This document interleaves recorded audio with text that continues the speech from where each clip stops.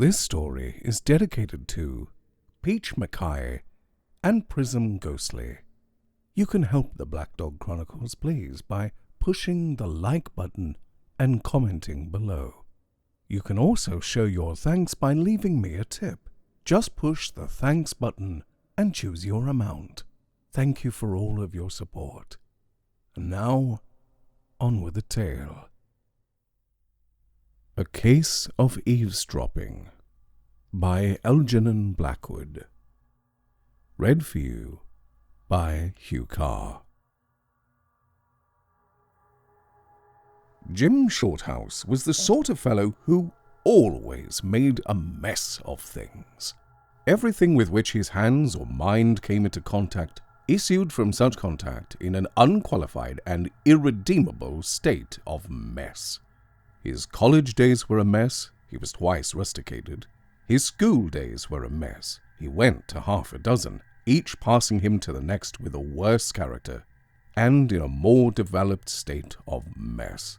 His early boyhood was the sort of mess that copybooks and dictionaries spell with a big M, and his babyhood, was the embodiment of howling, yowling, screaming mess. At the age of 40, however, there came a change in his troubled life, when he met a girl with $500,000 in her own right, who consented to marry him, and who very soon succeeded in reducing his most messy existence into a state of comparative order and system. Certain incidents, important and otherwise, of Jim's life would never have come to be told here, but for the fact that in getting into his messes and out of them again, he succeeded in drawing himself into the atmosphere of peculiar circumstances and strange happenings. He attracted to his path the curious adventures of life as unfailingly as meat attracts flies, and jam wasps.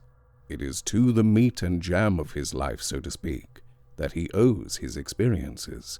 His afterlife was all pudding, which attracts nothing but greedy children. With marriage, the interest of life ceased for all but one person, and his path became regular as the sun's instead of erratic as a comet's. The first experience in order of time that he related to me shows that somewhere latent behind his disarranged nervous system there lay psychic perceptions of an uncommon order.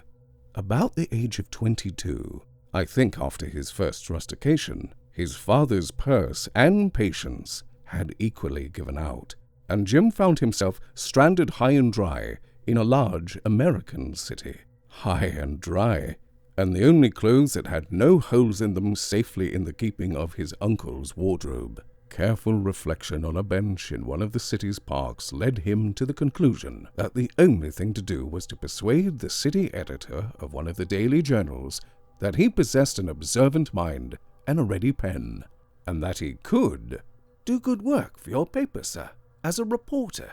This, then, he did, standing at a most unnatural angle between the editor and the window to conceal the whereabouts of the holes. "Guess we'll have to give you a week's trial," said the editor, who, ever on the lookout for good chance material, took on shoals of men in that way, and retained on the average 1 man per shoal. Anyhow, it gave Jim Shorthouse the wherewithal to sew up the holes and relieve his uncle's wardrobe of its burden. Then he went to find living quarters, and in this proceeding his unique characteristics already referred to, what theosophists would call his karma, began unmistakably to assert themselves. For it was in the house he eventually selected that this sad tale took place. There are no diggings in American cities.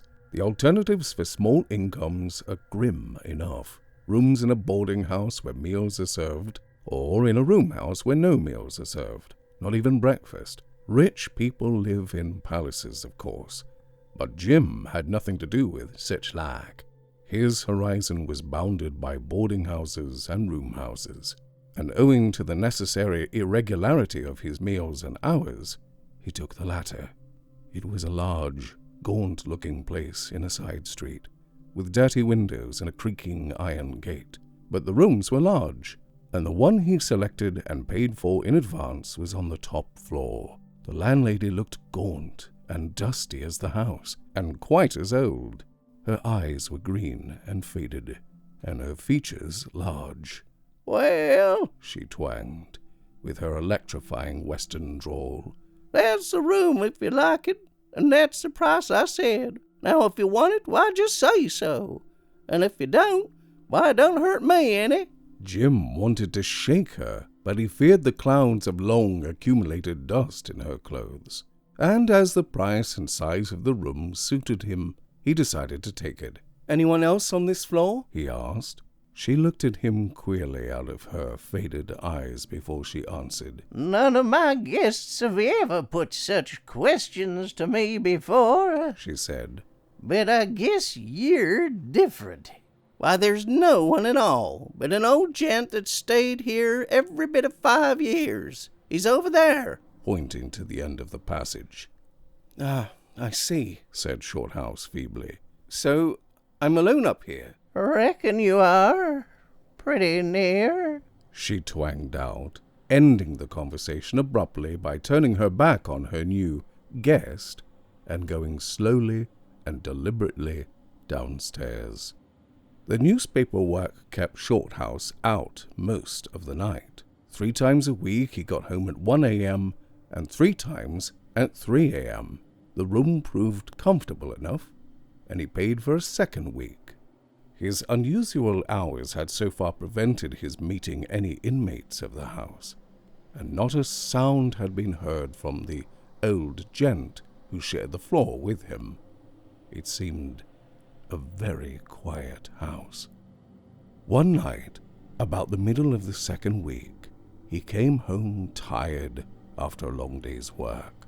The lamp that usually stood all night in the hall had burned itself out, and he had to stumble upstairs in the dark.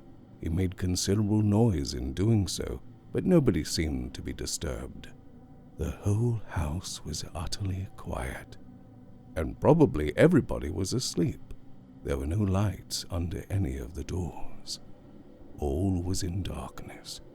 It was after 2 o'clock. After reading some English letters that had come during the day, and dipping for a few minutes into a book, he became drowsy and got ready for bed. Just as he was about to get in between the sheets, he stopped for a moment and listened. There rose in the night, as he did so, the sound of steps somewhere in the house below. Listening attentively, he heard that it was somebody coming upstairs, a heavy tread, and the owner taking no pains to step quietly. On it came up the stairs, tramp, tramp, tramp, evidently the tread of a big man, and one in something of a hurry. At once, thoughts connected somehow with fire and police flashed through Jim's brain, but there were no sounds of voices with the steps, and he reflected in the same moment that it could only be the old gentleman keeping late hours and tumbling upstairs in the darkness. He was in the act of turning out the gas and stepping into bed when the house resumed its former stillness by the footsteps suddenly coming to a dead stop immediately outside his own room. With his hand on the gas, Shorthouse paused a moment before turning it out to see if the steps would go on again, when he was startled by a loud knocking on his door. Instantly, in obedience to a curious and unexplained instinct, he turned out the light, leaving himself and the room in total darkness. He had scarcely taken a step across the room to open the door when a voice from the other side of the wall, so close it almost sounded in his ear, exclaimed in German, "Is that you, father? Come in." The speaker was a man in the next room, and the knocking after all had not been on his own door, but on that of the adjacent chamber. which he had supposed to be vacant. Almost before the man in the passage had time to answer in German, "Let me in at once." Jim heard someone cross the floor and unlock the door.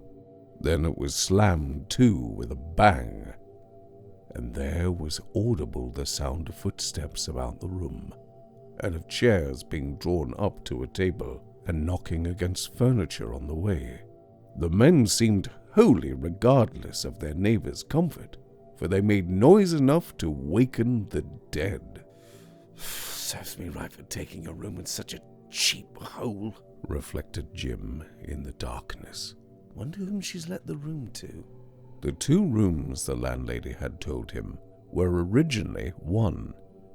She had put up a thin partition, just a row of boards, to increase her income.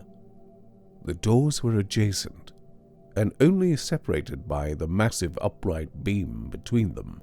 When one was opened or shut, the other rattled. With utter indifference to the comfort of the other sleepers in the house, the 2 Germans had meanwhile commenced to talk, both at once and at the top of their voices. They talked emphatically, even angrily. The words father and Otto were freely used. Shorthouse understood German, but as he stood listening for the first minute or two, an eavesdropper in spite of himself, it was difficult to make head or tail of the talk, for neither would give way to the other, and the jumble of guttural sounds and unfinished sentences was wholly unintelligible. Then, very suddenly, both voices dropped together, and after a moment's pause, the deep tones of one of them, who seemed to be the father, said with the utmost distinctness, "You mean, Otto, that you refuse to get it?" There was a sound of someone shuffling in the chair before the answer came. I mean that I don't know how to get it. It is so much, father. It is too much. A part of it. "A part of it? Cried the other with an angry oath. A part of it? When ruin and disgrace are already in the house, is worse than useless. If you can get half, you can get all, you wretched fool. Have measures. Only damn all concerned." You told me last time. Began the other firmly, but was not allowed to finish. A succession of horrible oaths drowned his sentence, and the father went on in a voice vibrating with anger. "You know she will give you anything. You have only been married a few months. If you ask her and give a plausible reason, you can get all we want and more. You can ask it temporarily. All will be paid back. It will re-establish the firm, and she will never know what was done with it. With that amount, Otto, you know I can recoup all these terrible losses, and in less than a year, all will be repaid. But without it, you must get it, Otto. Hear me. You must. Am I to be arrested for misuse of trust monies? Is our honored name to be cursed and spat on? The old man choked and stammered in his anger and desperation. Shorthouse stood, shivering in the darkness, and listening in spite of himself. The conversation had carried him along with it, and he had been for some reason afraid to let his neighborhood be known. But at this point he realized that he had listened too long, and that he must inform the 2 men that they could be overheard to every single syllable. So he coughed loudly, and at the same time rattled the handle of his door. It seemed to have no effect, for the voices continued just as loudly as before, the son protesting, and the father growing more and more angry. He coughed again persistently, and also contrived purposefully in the darkness to tumble against the partition, feeling the thin boards yield easily under his weight, and making a considerable noise in so doing. But the voices went on unconcernedly, and louder than ever. Could it be possible they had not heard? By this time, Jim was more concerned about his own sleep than the morality of overhearing the private scandal of his neighbors, and he went out into the passage and knocked smartly at their door. Instantly, as if by magic, the sounds ceased. Everything dropped into utter silence. There was no light under the door, and not a whisper could be heard within. He knocked again, but received no answer. "Gentlemen," he began at length, with his lips close to the keyhole, and in German, "please do not talk so loud. I can overhear all you say in the next room. Besides, it is very late, and I wish to sleep." He paused and listened, but no answer was forthcoming. He turned the handle and found the door was locked. Not a sound broke the stillness of the night, except the faint swish of the wind over the skylight, and the creaking of a board here and there in the house below. The cold air of a very early morning crept down the passage and made him shiver. The silence of the house began to impress him disagreeably. He looked behind him and about him, hoping and yet fearing that something would break the stillness. The voices still seemed to ring on in his ears, but that sudden silence when he knocked at the door affected him far more unpleasantly than the voices, and put strange thoughts in his brain. Thoughts he did not like or approve. Moving stealthily from the door, he peered over the banisters into the space below. It was like a deep vault that might conceal in its shadows anything that was not good. It was not difficult to fancy he saw an indistinct moving to and fro below him. Was that a figure sitting on the stairs, peering up obliquely at him out of hideous eyes? Was that a sound of whispering and shuffling down there in the dark halls and forsaken landings? Was it something more than the inarticulate murmur of the night? The wind made an effort overhead, singing over the skylight, and the door behind him rattled and made him start. He turned to go back to his room, and the draught closed the door slowly in his face, as if there were someone pressing against it from the other side. When he pushed it open and went in, 100 shadowy forms seemed to dart swiftly and silently back to their corners and hiding places. But in the adjoining room, the sounds had entirely ceased, and Shorthouse soon crept into bed and left the house with its inmates, waking or sleeping, to take care of themselves, while he entered the region of dreams and silence.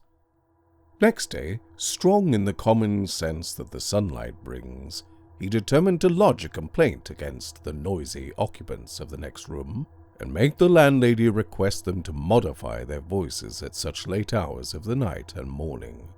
But it so happened that she was not to be seen that day, and when he returned from the office at midnight, it was, of course, too late. Looking under the door as he came up to bed, he noticed that there was no light, and concluded that the Germans were not in.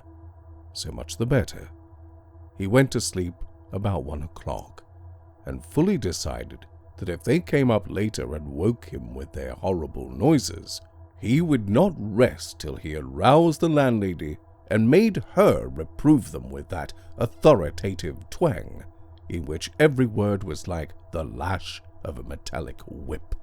However, there proved to be no need for such drastic measures, for Shorthouse slumbered peacefully all night, and his dreams, chiefly of the fields of grain and flocks of sheep on the faraway farms of his father's estate, were permitted to run their fanciful course unbroken.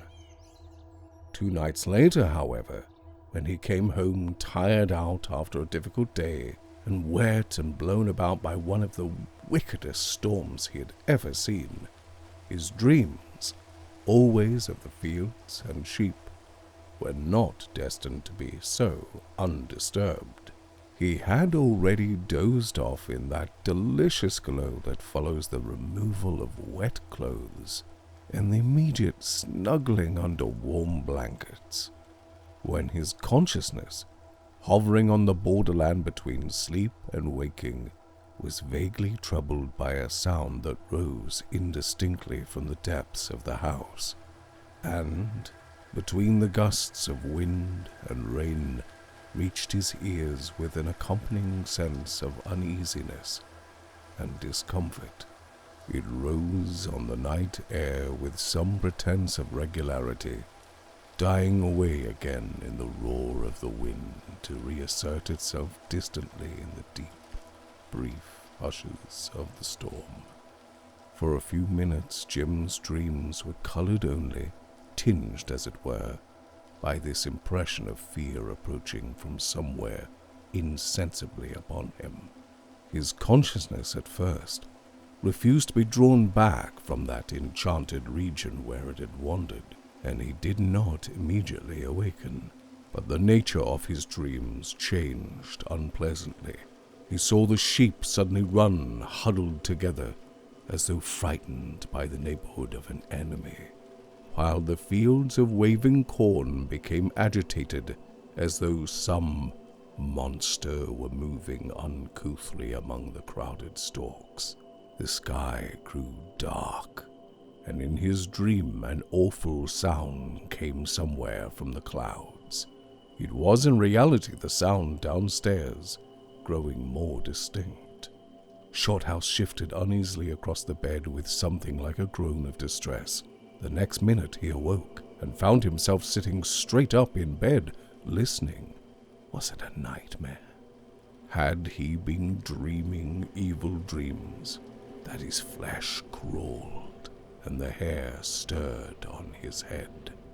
The room was dark and silent, but outside the wind howled dismally and drove the rain with repeated assaults against the rattling windows. How nice it would be, the thought flashed through his mind, if all winds, like the west wind, went down with the sun. They made such fiendish noises at night, like the crying of angry voices. In the daytime, they had such a different sound. If only... Hark! It was no dream after all, for the sound was momentarily growing louder, and its cause was coming up the stairs.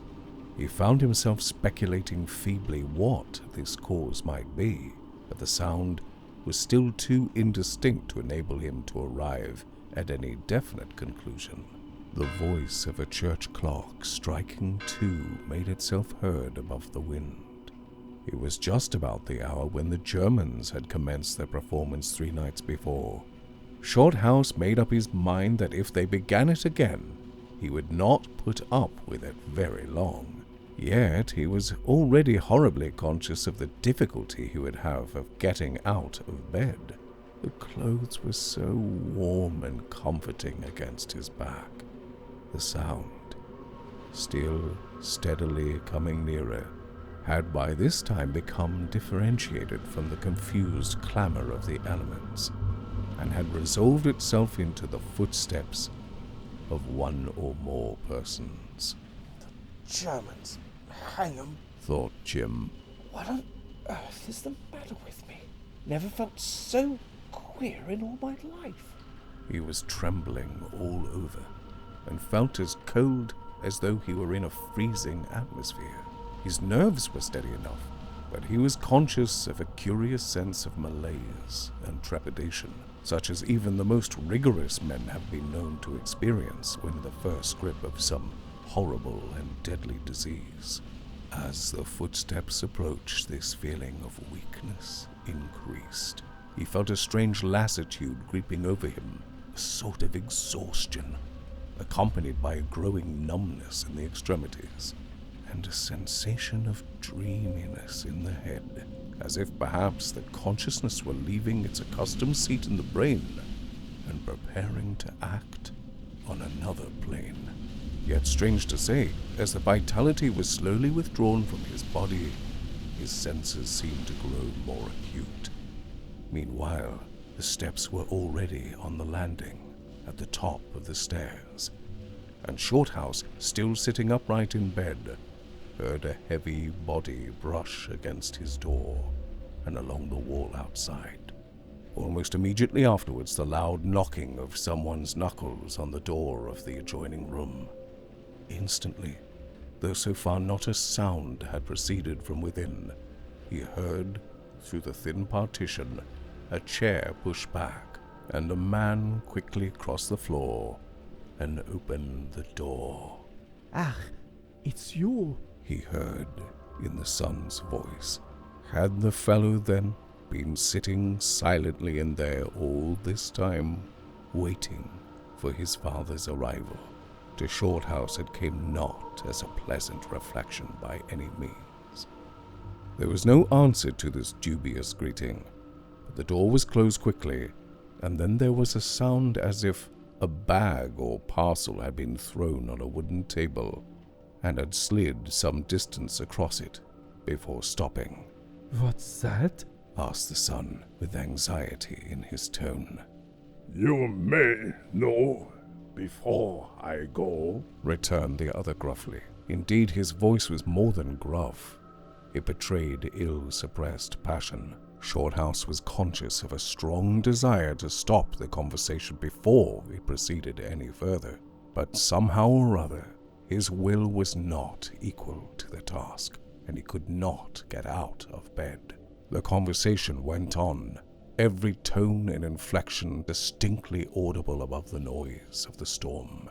In a low voice, the father continued. Jim missed some of the words at the beginning of the sentence.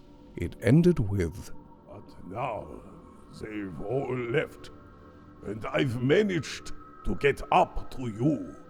You know what I've come for. There was distinct menace in his tone. Yes, returned the other. I have been waiting.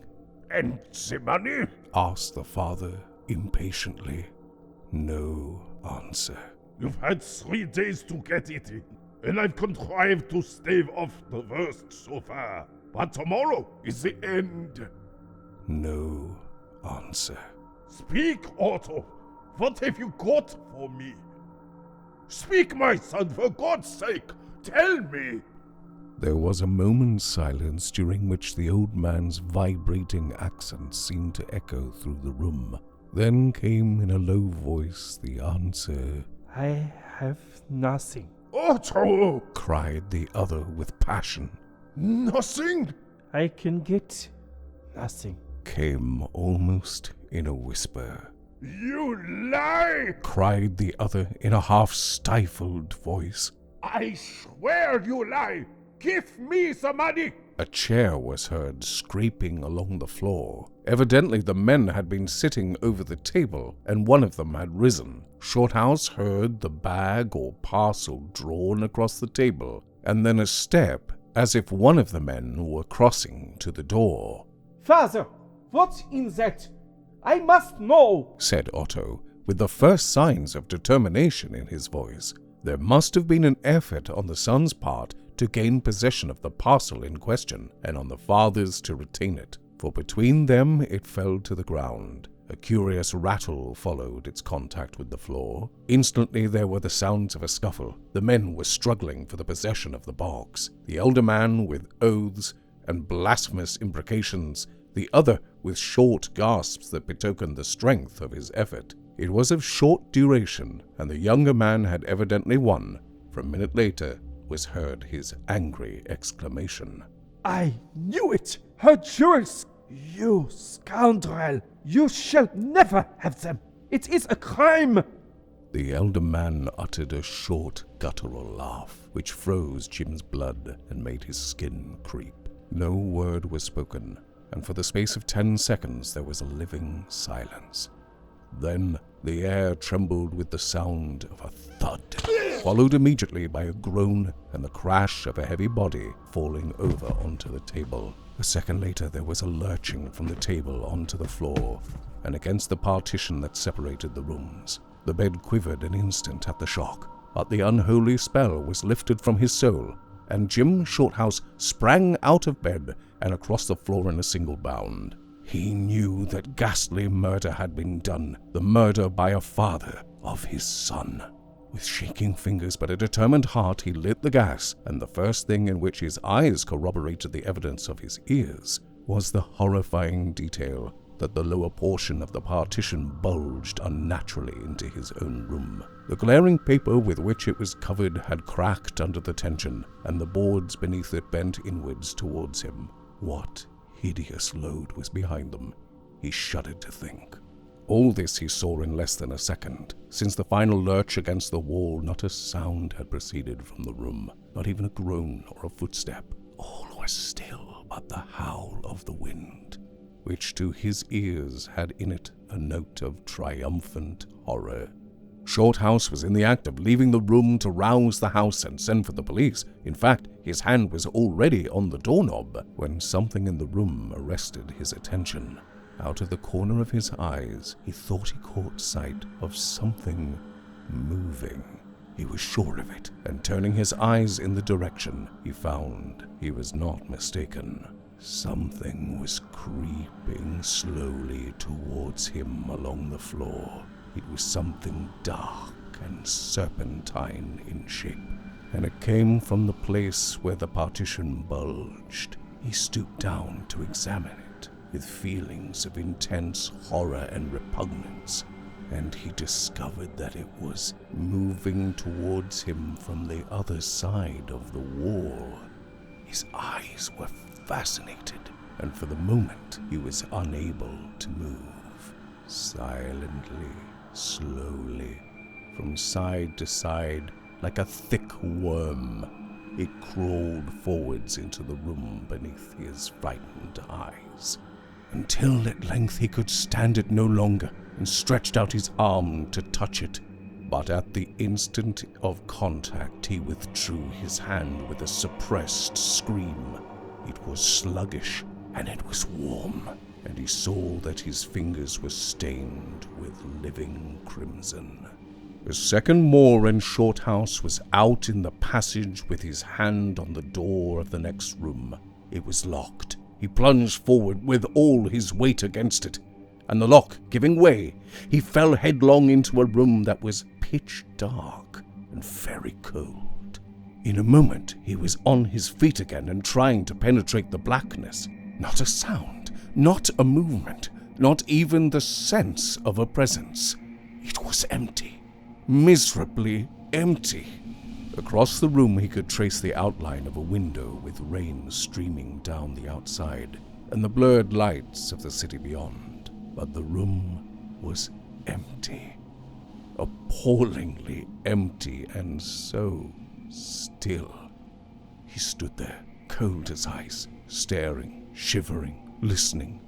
Suddenly, there was a step behind him, and a light flashed into the room, and when he turned quickly with his arm up as if to ward off a terrific blow, he found himself face to face with the landlady. Instantly, the reaction began to set in. It was nearly 3 o'clock in the morning, and he was standing there with bare feet and striped pajamas in a small room, which in the merciful light he perceived to be absolutely empty, carpetless, and without a stick of furniture or even a window blind. There he stood, staring at the disagreeable landlady, and there she stood too, staring and silent in a black wrapper, her head almost bald, her face white as chalk. shading a spluttering candle with one bony hand and peering over at him with her blinking eyes. She looked positively hideous. Well, She drawled at length. I heard you right enough. Guess you couldn't sleep, or just prowling round a bit. Is that it? The empty room, the absence of all traces of the recent tragedy, the silence, the hour, his striped pajamas and bare feet, everything together combined to deprive him momentarily of speech. Well, Clanked the awful voice. My dear woman, He burst out finally. there's been something awful. So far his desperation took him, but no further. He positively stuck at the substantive. oh, there hasn't been nothing. She said, slowly still peering at him. I reckon you've only seen and heard what the others did. I never can keep folks on this floor long. Most of 'em catch on sooner or later. That is, the ones that's kinda quick and sensitive. Only you being an Englishman, I thought you wouldn't mind. Nothing really happens. It's only thinking like. Shorthouse was beside himself. He felt ready to pick her up and drop her over the banisters, candle and all. Look here! He said, pointing at her within an inch of her blinking eyes with the fingers that had touched the oozing blood. Look there, my good woman. Is that only thinking? She stared a minute, as if not knowing what he meant. I guess so. She said at length. He followed her eyes, and to his amazement saw that his fingers were as white as usual, and quite free from the awful stain that had been there 10 minutes before. There was no sign of blood.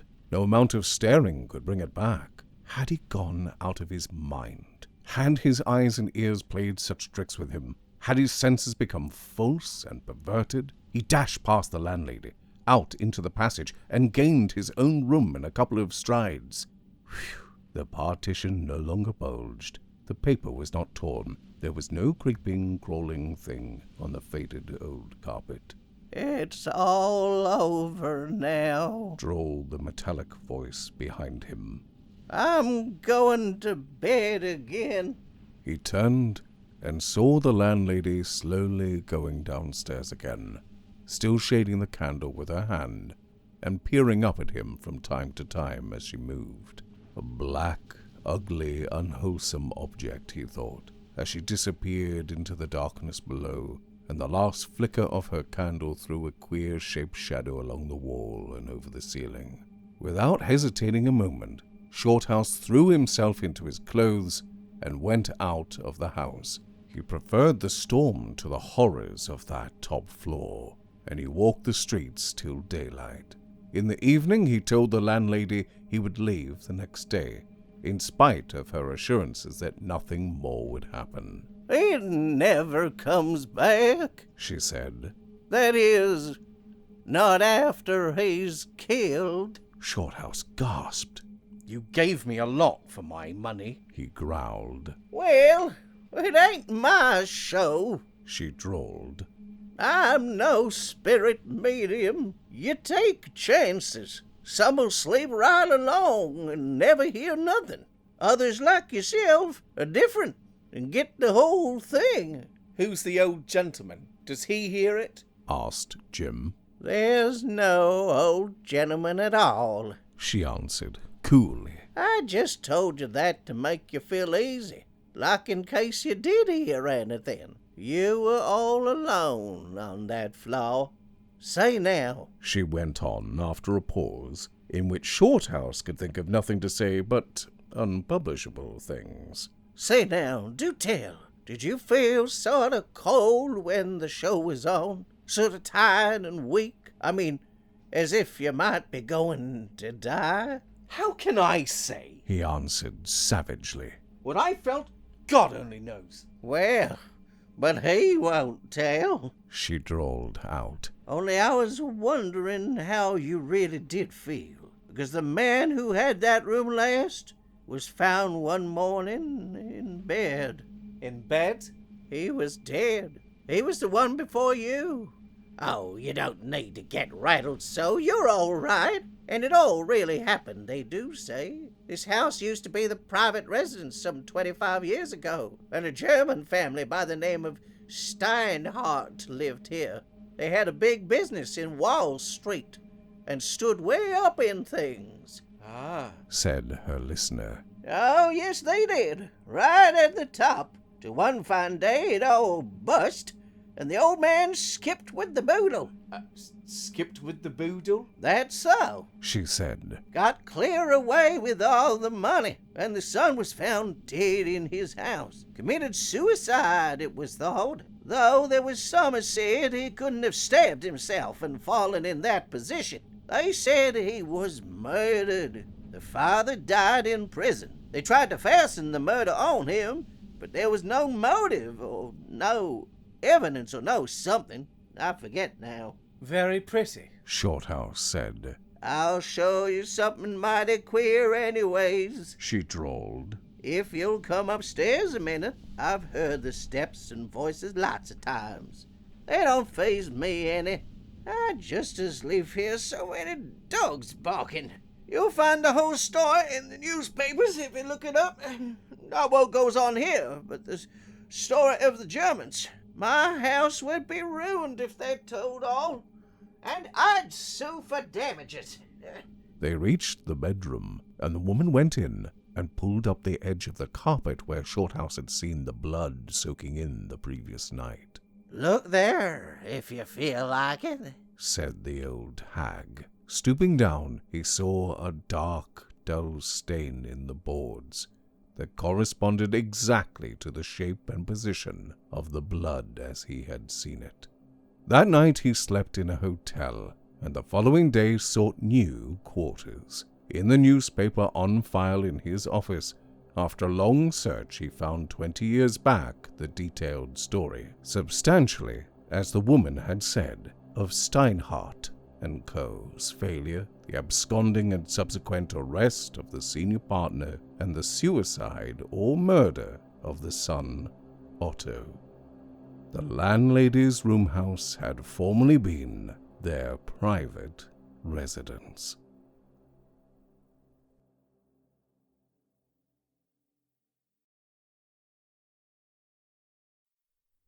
Did you find Moon's cat hiding in this video? If you didn't, don't worry. You can always re-watch the video and look out for him again. If you can find him first and write the time that he appears in the comments, then you'll get the next video dedicated to you or someone that you care about. Happy hunting. Whatever you may do, don't forget to look out for the shadows.